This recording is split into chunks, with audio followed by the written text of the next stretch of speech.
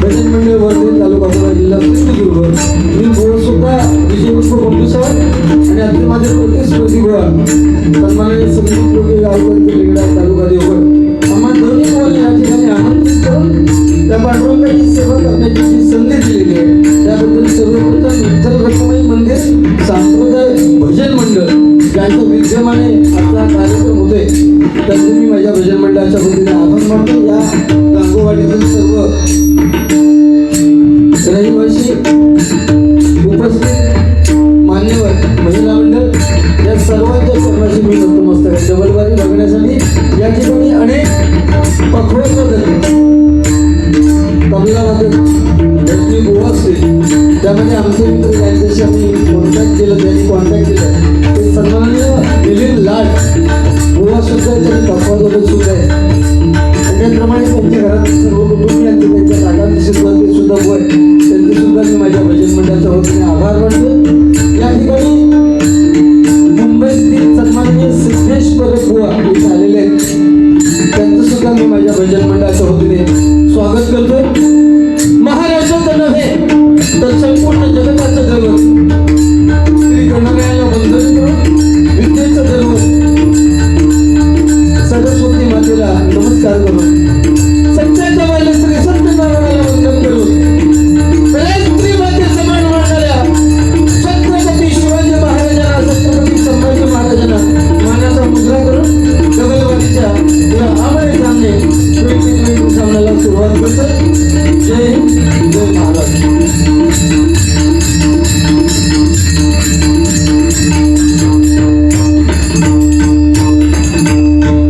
त्याचप्रमाणे आमचे मित्र भजनी बुवा सन्माननीय साई घोड हे सुद्धा आहेत या ठिकाणी त्यांचे सुद्धा मी माझ्या भजन मंडळाच्या वतीने स्वागत करतो. धन्यवाद. हॅलो हॅलो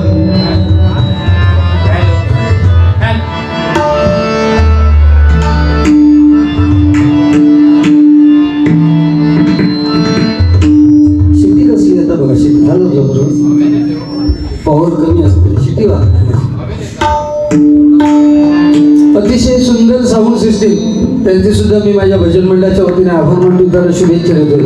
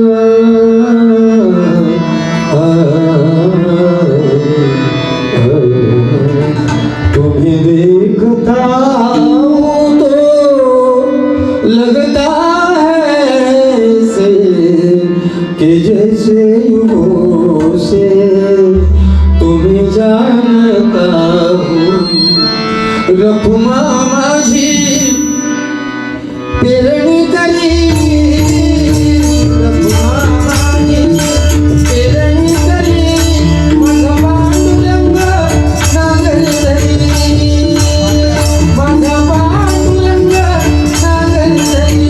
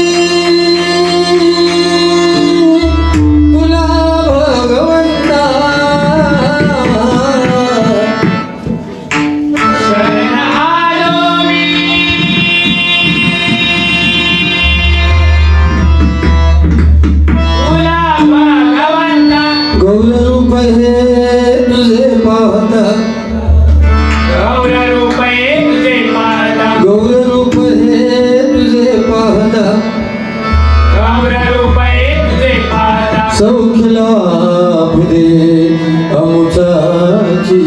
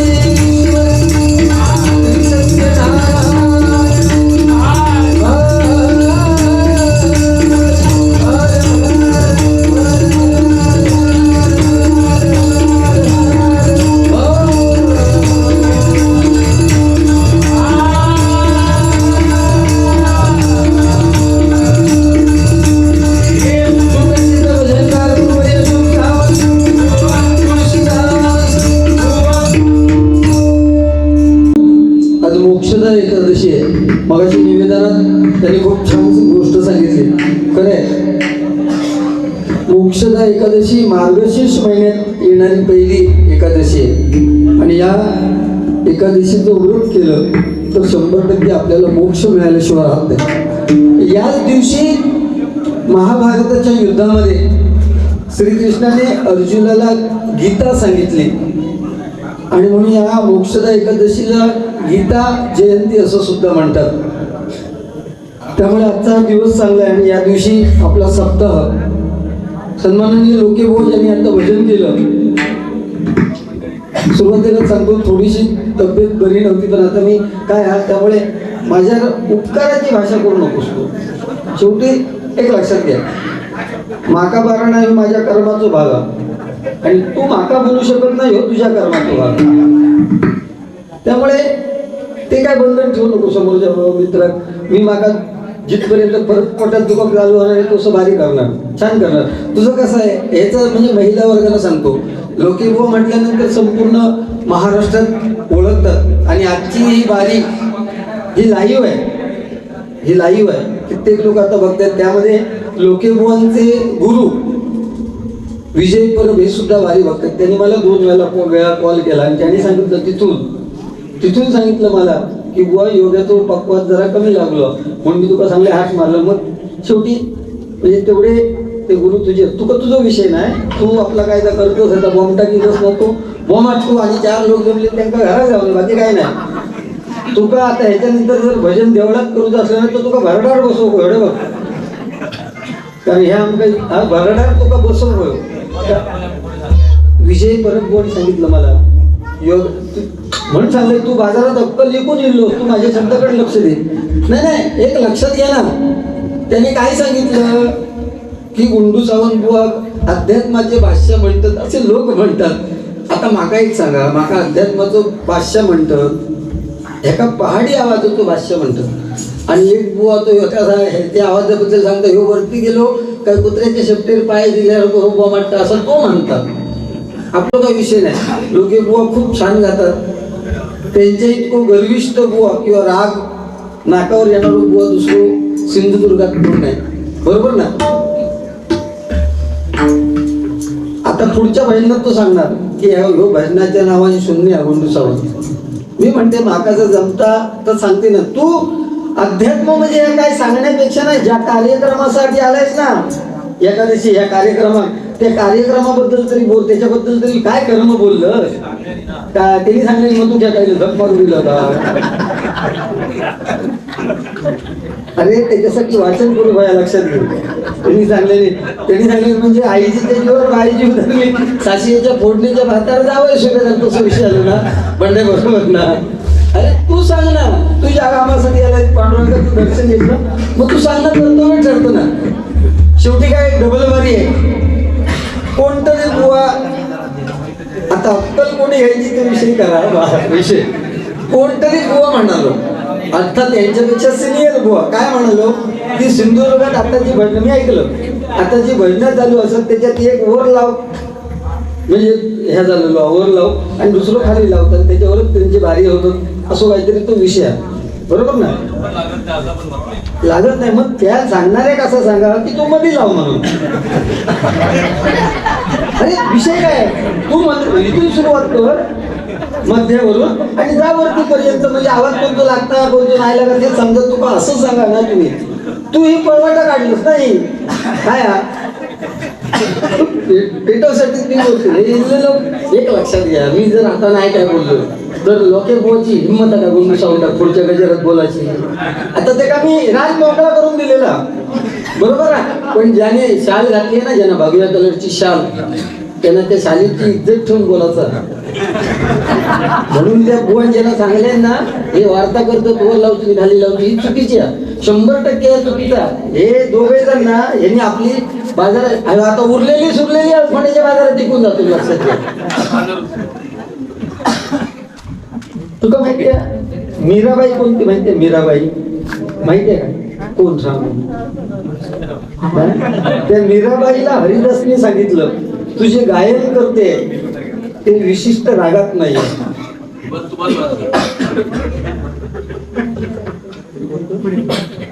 सन्मानाने विलास लाड यांच्याकडून माझ्यासाठी 100 रुपयाचं पारितोषिक आलेल्या मंडळाच्या वतीने स्वागत करतोय. मीराबाई म्हणजे श्रीकृष्णाची दासी. ती दिवसभर गाणी गात राहायची. तिला हरिदासाने सांगितलं की तुझी गाणी गातोयस ते रागात एका विशिष्ट रागात नाहीये. मग तिने काय सांगितलं मीराबाईने, 100% तुमचं बरोबर आहे. ह्या वाचन करूचं लागतं, ह्या व्हॉट्सअपवर गावला नाही. आणि व्हॉट्सअपवर गावलेले मुद्दे असतील ना तर तू लोकांसमोर मांड, म्हणजे तुझे मी पाय धरे. लोकांचे चोरून नको. 35 वर्ष परशुराम चोरून म्हणतोय. आणि इतिहासात नोंद कॉपी करणाऱ्याची कधी होत नाही. लक्षात घ्या, कॉपी करणाऱ्याची नोंद कधी होत नाही. जर इतिहासात नोंद होऊ गेली ना तर स्वतःचं अस्तित्व निर्माण करू तर लागतं. अस्तित्व आम्ही निर्माण केलं. जर ह्याच्यापेक्षा गायनात मी कमी असो असा ह्यो जर कोले सुख घेऊन जर म्हणत असाल तर माझ्या शब्दाकडे लक्ष दे फक्त, बाकी काही विषय नाही. तर त्या मीराबाईने सांगितलं हो 100% खरं आहे. मला रागात कुठल्या गाता येत नाही, पण रागात कोण गातं? ज्यांना माणसांना रिझवायचं आहे ना, ज्यांना माणसांना रिझवायचं आहे त्यांच्याकडनं 200 रुपये काढूचे तो रागात गाता. आणि परमेश्वराला रिझवण्यासाठी अनुरागामध्ये गायलं जातं. आता अनुराग आणि रागातलं फरक पुढच्या सांगतो. आता तुका व्हॉट्सअपवर नाही मेसेज दिले तर मी सांगा त्याचा अर्थ, पण अनुरागचा अर्थ सांग जरा. तुका येतात ना असे अनुरागचा लगेच अर्थ येतो. तुका व्हॉट्सअपवर बोललंस काय, तो स्वतःच्या अकलीन बोल. तिला लक्षात इथे भगवी शाली गेली शाही काही करू नको तू, आणि रागात बोलू नकोस. काय या विषयात मला जायचं नाही की कोणी आमका पहाडी आवाजाची भाषा म्हणू दे किंवा अध्यात्माची भाषा म्हणून दे. साधो विषय हे वारकरी लोक आहेत आणि सांगितलं हरिपाठ होतो म्हणून. व प्रत्येक कीर्तनामध्ये जे अध्यात्म आहे इकडे बघ, अध्यात्माच्या गोष्टी सांगताना अगदी बाबा महाराज सातारकरांपासून तर आत्ताचे जे भजनी कीर्तनकार कीर्तन करतात त्याच्यामध्ये सुद्धा महाभारत रामायणाच्या गोष्टी सांगितल्या जातात ना. आपला धर्म त्याच्यावर अवलंबून आहे. तू जरा समजून घे. काय दुसरं बोलता म्हणून तू बोलायला जाऊ नको. हे मोक्षदा एकादशी सांगितलं ना, याच दिवशी गीता सांगितली. मग श्रीकृष्ण कोण हे माहित नको का? तो तुका माहितीये का? तो जाणतो नाही ते पैसे जे मिळवत असते भजनच आपल्यामुळे रामकृष्ण हरी या मंत्रावर अवलंबून आहे. हरिमग्गे म्हणा, हरिमग्गे म्हणा, पुण्याची गणना कोण करी. मग हरीचा उच्चार बरोबर ना. मग हे केलं पाहिजे ना. आपलं भजन मुळी आपण हिंदू आहोत. रामायण महाभारत भगवद्गीता रामायण काय शिकवतं, जीवनात काय करावं हे रामायण शिकवतं. जीवनात काय करू नये हे महाभारत शिकवतं आणि जीवन कसं जगावं हे भागवत शिकवतं, लक्षात घ्या. त्यामुळे ज्या रामाच्या नामस्मरणाला आपण आलोय, 500 वर्षानंतर प्रभू रामाची, मी नेहमी सांगतो भजनात, 500 वर्षानंतर प्रभू रामाची प्राणप्रतिष्ठापना अयोध्येमध्ये झाली. आपल्या हिंदुस्थानात सुद्धा प्रभूची प्राणप्रतिष्ठापना व्हायला 500 वर्ष गेली. म्हणजे आपण किती दुर्दैवी आहोत बघा. आजच्या दिनी जो उपवास करणार तो 100% त्याला मोक्ष मिळणार. म्हणून तिचं मोक्षदा एकादशी हे नाव आहे. एकादशी माहे एका वर्षात किती येतं एका विचार, हे सगळं सांगतो.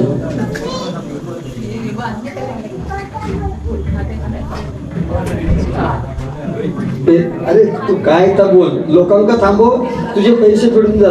तू बोल, तुझं ठरलेलं ट्रॅक आणा लोक्या. अरे बघ, तुझं ठरलेलं ट्रॅक आणा, त्या ट्रॅकच्या बाहेर तू जाऊ शकत नाही. अरे ज्या पांडुरंगाची रूपवली ती रूपाचा ध्यानाचा अभंग, त्याच्या तोंडातून तुझ्या तोंडातून एक शब्द येत नाही, आणि त्याच पांडुरंगाचा भव्य पताका घालून येते फिरत होय. आणि दुसरे सांगतात त्यांची नाक मोडून जातो. तुझं अभिमान, तुका गर्व इतकं झालेलं ना, तुका दुसऱ्याची तुझी नाट मोडू नको. तू स्वतःच्याच पायावर धोंडो घालून घेतलंस आणि भजन सोडतलस. मी सांगते तुका,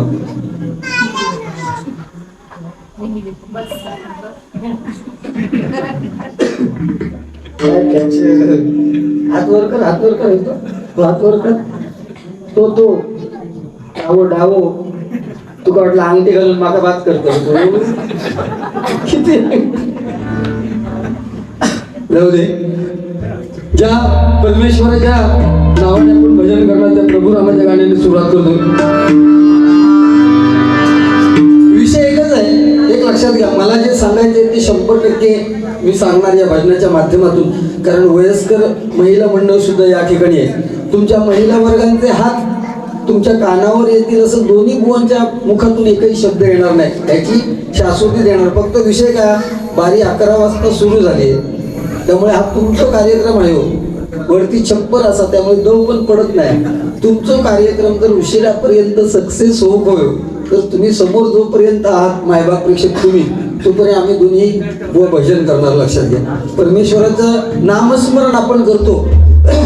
आम्ही पैसे घेऊन आलोय, फुकट नाही आलो. पैसे घेतलेत, आम्ही विदायगी घेतले आणि तुम्ही फुकट इथे ऐकताय. तुमच्या खिशातले पैसे खर्च करून तुम्ही आलाय. नवविधा भक्तीमध्ये श्रवण करणे ही मोठी भक्ती आहे, लक्षात घ्या.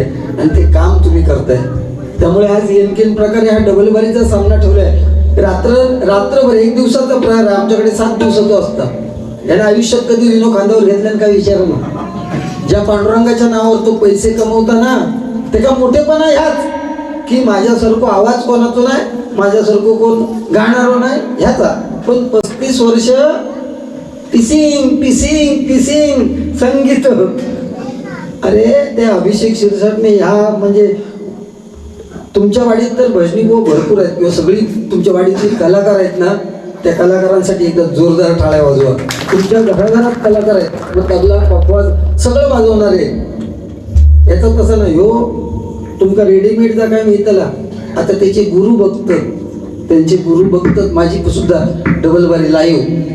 त्यांना माहिती आहे गुंडो जास्त बोलायचो नाही, आपल्यातच जास्त किडे, आपल्या शिष्यामध्येच जास्त किडे आहेत हे त्यांना माहिती आहे. विजय परब बुवा सांगायला ठेवतो, हे जर माका काय बोललो तर मी घबरवणार नाही.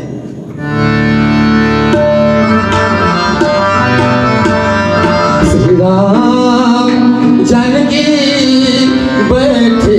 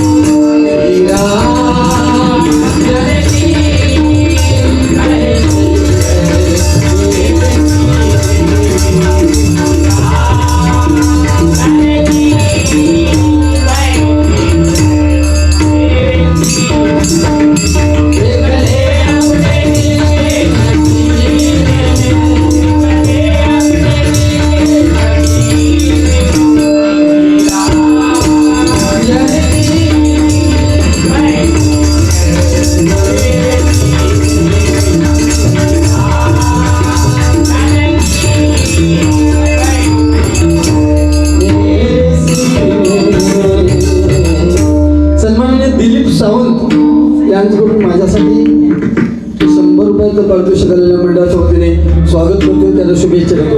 दोन्ही भाऊ आम्ही वेळेचं भान राखून कार्यक्रम करणार आहोत. 4-5 तर वाजा होईल, जे पैसे पिठाक होईल बरोबर ना. 3-4 तर कसेच वाजतले. आणि थंडी आहे, बाहेर सुद्धा थंडी आहे.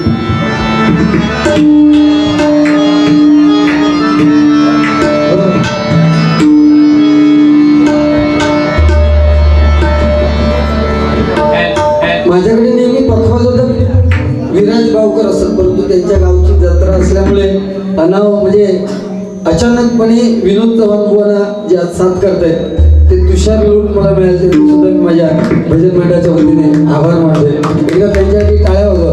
ही मंडळी सगळी आहेत ना, म्हणून सन्माननीय मिलिंद लाड माझ्या अतिशय जवळचे मित्र यांच्याकडून 100 रुपयाचं पारितोषिक आलेलं आहे. स्वागत करतो.